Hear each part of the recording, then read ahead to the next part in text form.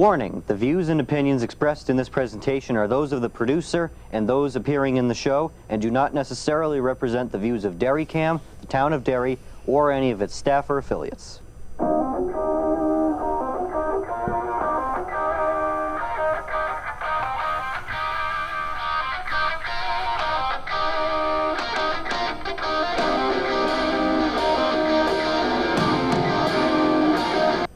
Hi, I'm Anthony Henry. Welcome back to America's Ass. We're on episode 45. It's school. I remember last show was the last one of the summer. This is the first one of the school year. Hope everyone's doing great. We got to kill it this year. Like I said last time, it's the last real full year before college, so we got to nail it. And with me is someone from a Pinkerton town that is not Derry, Chester. Please welcome Dick Trask, selectman from Chester. Thank you for coming on. Please take a minute to introduce yourself. Thank you. My name's Dick Trask. I'm a returning selectman to Chester. I served between 15 and 18, and I was reelected last year. Thank you for coming on. And kind of a dumb question, but some people might not know. What is a selectman? A selectman's kind of like a town councilman. The smaller towns have selectmen and not councils. Town councils, so we basically do the same thing as a town council. We have a town administrator that executes all our wacky ideas, let's call them. Derry's a similar model, only we have a 7-member town council where you have a 5-member board of selectmen. We also have a town administrator, so it's fairly similar. And we'll dive right into it. I guess we'll start with Chester. What's going on in Chester? What's exciting? Wow, there's a lot going on in Chester. We are in the process of doing a lot of paving. We're paving Halls Village Road. We're about to put out to bid Cole Road, which is right on the Derry-Chester line. Actually, half of Cole Road, I believe, is in Derry. We're very much linked with Derry in Chester. We send our kids to the high school, the Pinkerton Academy. We use the communication network, the 911 network that Derry provides us, and we also use them for our ambulance service. We have a contract with Derry for our ambulance service, so they do all our transports and so on and so forth for our fire department. So, I think having relationships with neighboring towns is really important. There's a lot some towns and cities have that others don't. Oh, so yeah, absolutely. You have to have that connection. And like Londonderry, for example, with Derry, despite us being bitter sports rivals, we got to have a good relationship with all the surrounding towns. So I completely agree. And on the political end, what's going on in Chester with select board, school board, all that stuff? Okay, on the political end, I'm also, I started the Chester GOP, the Republican Committee in Chester, probably 12 years ago with Joe Hagan, a former state rep, Dr. Joe Hagan. He was a state rep for, I think, 12 years, I think it was. So we started that. It's going well. Last year, I was able to flip one seat on the Board of Selectmen from to Republican, and I was able to flip one seat on the school board as well. And then again this year, I did the same thing. I flipped a seat to Republican and a seat on the school board to Republican as well. So, that's what we had to do here in Derry. Any viewer of the show knows my struggles with our school board. We had to get, and we still have to get, a lot of them out of there. It's a really big issue, and we'll get into the stuff they've done. I'm sure you've heard of some, and maybe not some others, but Wilbert Danger and Katie DeLay have been amazing on our school board. Fantastic. And I was very happy when wasn't just me, when we got them to run. Awesome. And it's changed Derry for the better. Awesome. That's great. We met about June? Did we meet back in June at a fireside chat? Chester GOP offers a fireside chat. This is our third fireside chat. We do them every 2 years. during an election year. What we're trying to accomplish with the fireside chats are we're trying to bring the candidates to the people so the people can actually ask them questions, mingle around with them in a social setting, corner them if they need to, or what have you. And it's surprising how popular they are among the candidates, because you would think a lot of the candidates would avoid them, mingling with the public, but it's quite popular with the candidates. They always look forward to it, so it's a good thing. So It's because we have the right candidates. that's correct. There's a lot of people on the Democratic Party that would not do that. An example I remember from back in 2022, Maggie Hassan, she barely did anything. I remember when I was with Don Bolduc once, he brought up a story about the spaghetti dinner that she did, only it was on Zoom. And Hassan and all the other Democratic people, they just ate spaghetti on Zoom. Wow. And yeah, no real in-person interaction. And I've said this about government meetings going in person, and it applies to this too. Going in person rather than watching something online or doing something online is much better, because you see and hear all the stuff you wouldn't hear by watching it on a screen. Absolutely. I think. And 100% true. You hear all the whispering, all the side talks. The rolling of the eyes you can see. Absolutely. Oh, yeah, that applies to some of our school board members. Yeah, so I want to get into that for Derry, because in a few weeks, I'm going to start my first term, my first meeting of my first term on the School District Fiscal Advisory Committee. And I'll give a brief, re-summary for anyone that didn't know. Derry does not have an elected budget committee for the town or school. The town council handles the town budget entirely. But the school board has something called a fiscal advisory committee. It's not elected. You have to get appointed by the school board, and you do that by going to the superintendent's office and filling out an application. I was trying to get people to join because, we need some good budget hawks. We need people to be watching that. And I will mention the fiscal advisory committee does not actually get to vote on the budget. They advise it. It's an advisory committee, which is why I was able to do what I did. I looked at the policy that governed the committee, and I realized that the only requirement to join was to be a Derry resident. Wow. It said nothing about being a registered voter, an adult, a taxpayer, nothing. So I was like, I'll recruit myself. And I drove down to the superintendent's office and I applied. They were very surprised to see me because I had told them I was going to help them find people.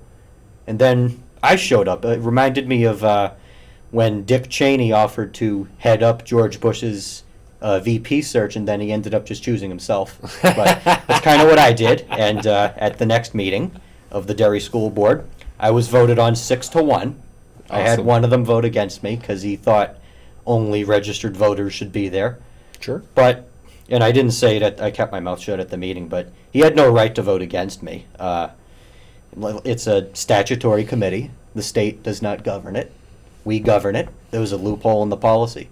There was absolutely no reason he should have voted against me, other than personal dislike, which we've seen in several members of the school board and past school board members, past town councilors, when they tried striking down Dave Grassy's planning board appointment. I remember that.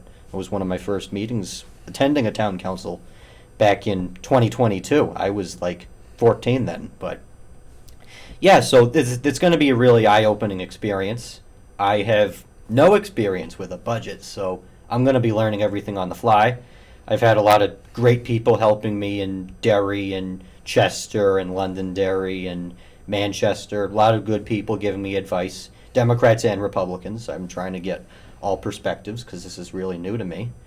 And it's going to be great learning. I'm hoping to... I'm not going to be the loudest person on there because for my first year, I really just want to listen. It's always the quiet person that learns the most, not the one that is loudest. But it's going to be a new adventure for me and for everyone that knows me, because they've, over the past 3 years that I've been involved, I mean, all these elected officials I'm friends with, they've all watched me grow. and I haven't actually gotten to do much of anything because I'm so young. But now, through this loophole, I actually get to do something, and I'm really happy about that. And I'm really passionate about this school board. I wanna get things done here. I want to change it. The culture's not right, and I'll segue into that. Our school board is still not making progress on our warrant articles, and to fill you in, we had an election last year, and the warrant article for building renovations was struck down Sure. because of all the other nonsense they tried to pull, and it was struck down with it. Now, all our schools, all the 4 elementary and the 2 middle, well, 1 middle, 1 middle, 1 intermediate, they're all in disarray. And granted, that's caused by several years of deflected maintenance, and props to our facilities team for making everything look as good as it is and making it run as efficient as it does. But still, we need to get this fixed. But no one trusts this school board because of everything they tried to do. So, and I've said this before, but they cannot ask for more than 20 million. They tried asking for 38 million last time, and it failed. And they think they can do something similar again with like 30, 35 million. They're not going to get that. They're going to get struck down again. Then we're going to get 2 years behind. So, as several people in our community, including Representative Richard Tripp, have pointed out, we need to do something like 10, 15 million this year, something similar next year, and then the rest in 3 years. 2 years, sorry. But we need to have this school board regain the public's trust, because no one trusts them after. Are you aware of what they tried to do last year with the new school? and all that? Not entirely. I knew there were some issues. So they closed one school Uh-huh. to cut the budget. Right. They wanted to close a second school to further cut the budget, while simultaneously building a new one for $72 million and jacking up our tax rate. It failed miserably. Sure. I believe we outvoted them 4-1 on that, and we got 2 new members in. But no one trusts this board anymore, even with our new members. It's so hard to gain trust once you've lost it. And Yeah. when I last year when I ran for selectman, there was 9 people running for 2 spots. And the fact that there were 9 people running just goes to show how much they don't trust the Board of Selectmen. And I've been working diligently trying to get the trust back. And you just have to make fiscal responsibilities, fiscal decisions that make a lot of sense, and communicate that to the public. That's an issue that we're having in Chester is communicating to the public. We don't have a paper that covers our politics in Chester, or our town in Chester. All we have is our public access television, which is what we're on now. But yeah, that's what we have, and we have to communicate with the public. And both times I ran for selectman, I ran on efficient, effective, and transparent government.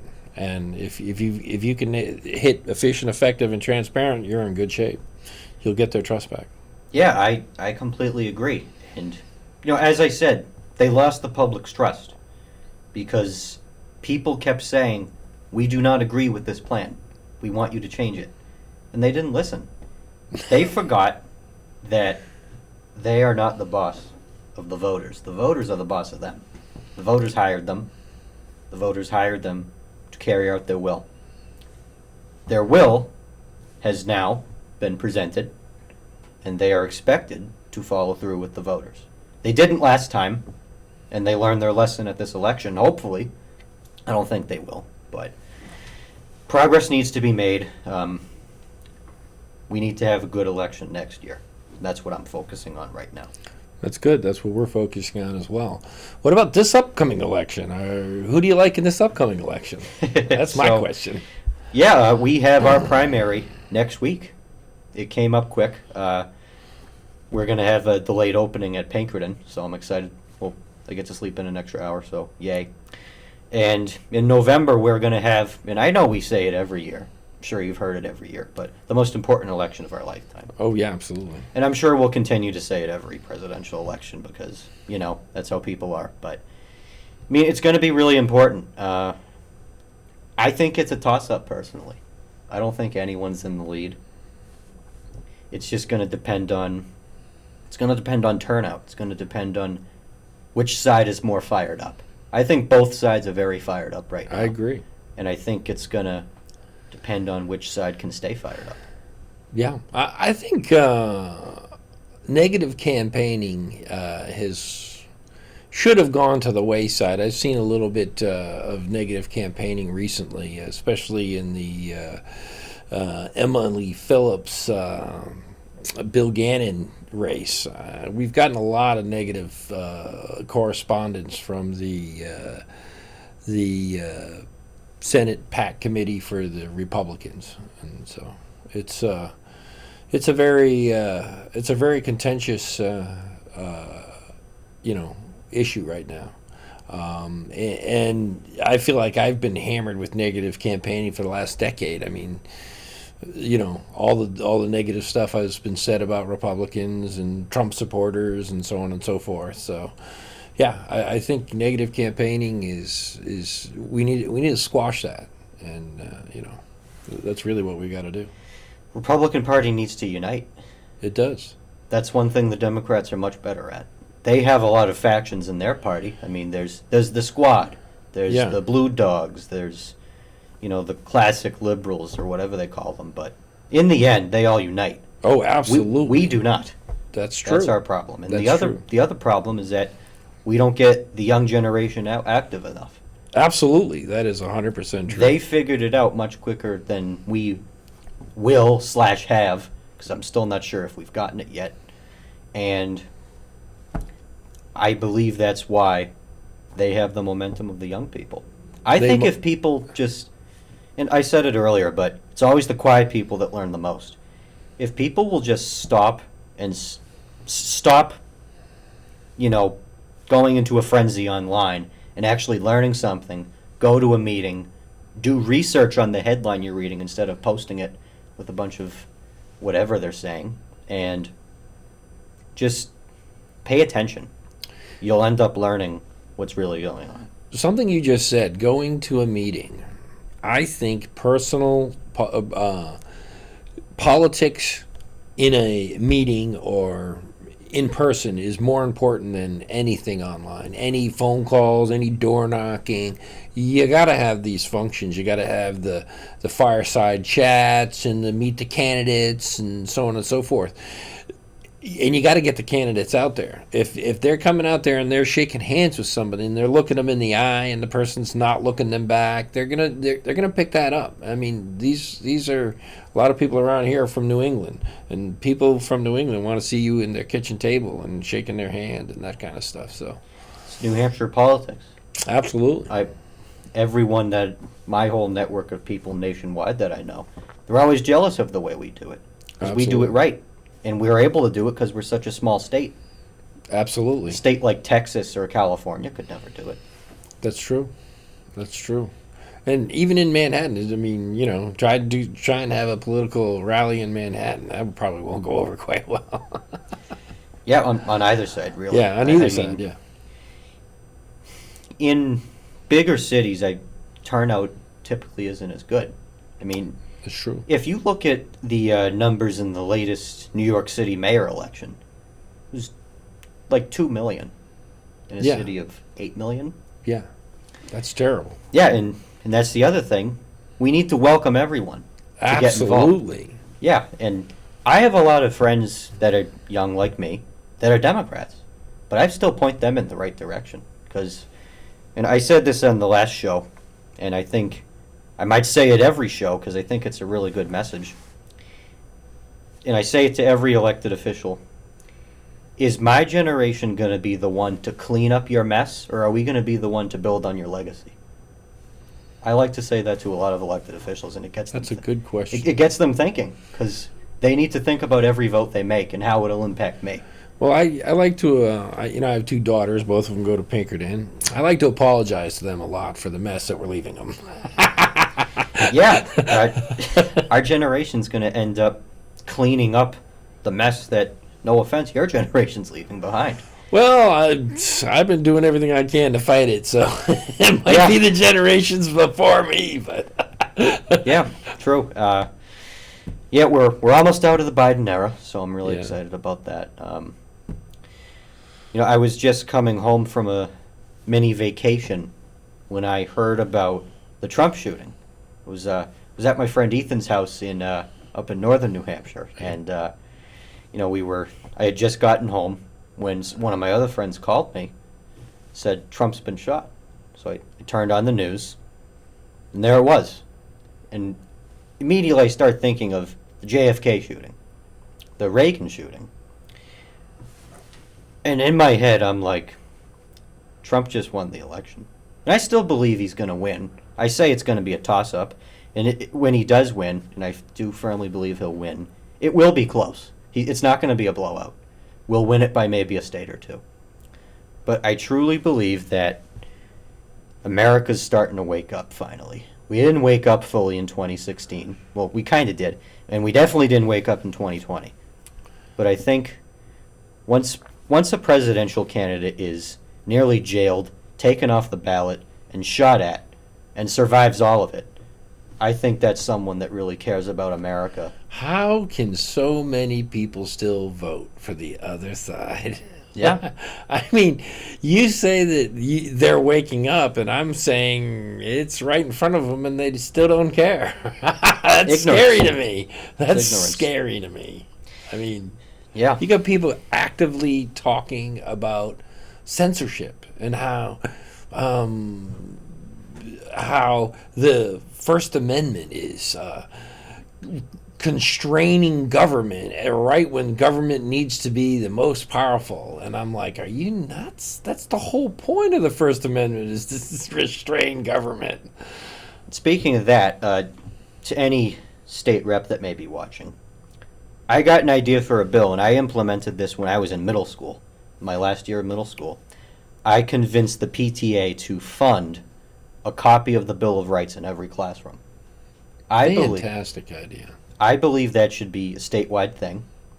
And but something like having the Bible or whatever, Ten Commandments, that's a little too divisive. I don't think that'll ever happen. But I think the 10 Commandments should be on the wall of every classroom in America. But it starts with New Hampshire, I believe. And I challenge any state rep watching to write that bill. I think that's a great idea, and I'd support it all the way. Yeah, definitely. And speaking of the State House, you're having a new election. Well, not a new election, but we're having some new candidates in Chester. So, talk Mary about that. Ford, an amazing, amazing person. She works harder than anybody else I know, with the exception of Janet Stevens. Because Janet Stevens is a hard worker. But Mary Ford is a hard worker. She's got a doctorate in education. She's a real trooper. She's run school boards before. She's her husband, who's giving up his seat for health purposes. But she's going to jump in there and try and take that seat. So. Well, I'm confident she will, and you have a few others in the floterial seat as well. Right, we got Jess Edwards coming, and he's running again, unopposed, I think. And let me see, who else? I think that's it, right? Is Kevin Verville in your? No, Okay. Kevin. Roy. Yeah. Roy's Terry in there, yeah. Terry Roy, Terry for Roy. those who don't know, authored a lot of big bills this past year. Yes. You can go into that one.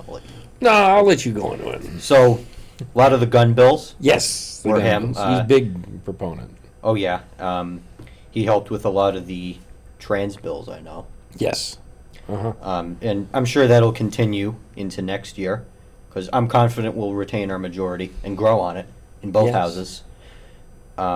We haven't been able to get much done. I know. You can't really with the 7-seat majority, because whoever's absent, they're in the minority.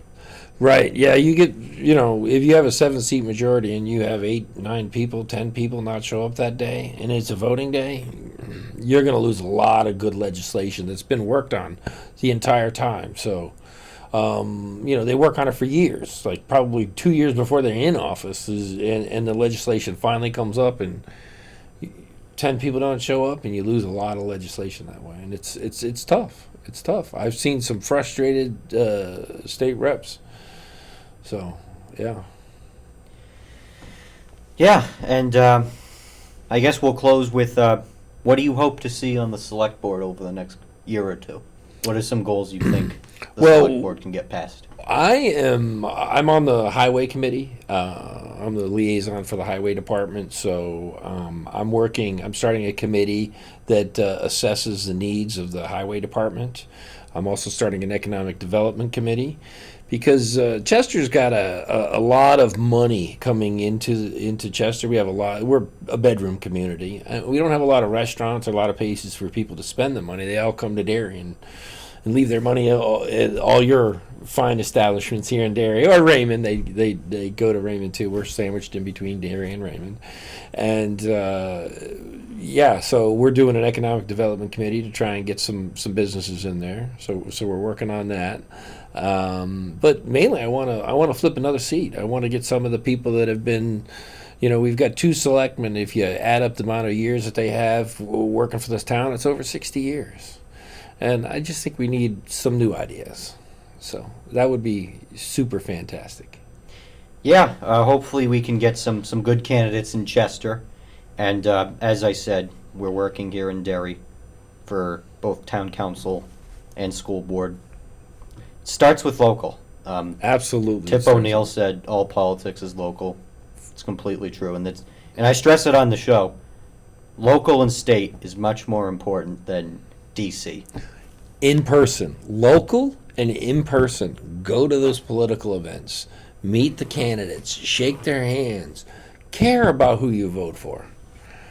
Don't just vote for the party because you've always voted for that party. Vote for the person that you like. Vote for the person that talks to you and their policies actually will affect your life.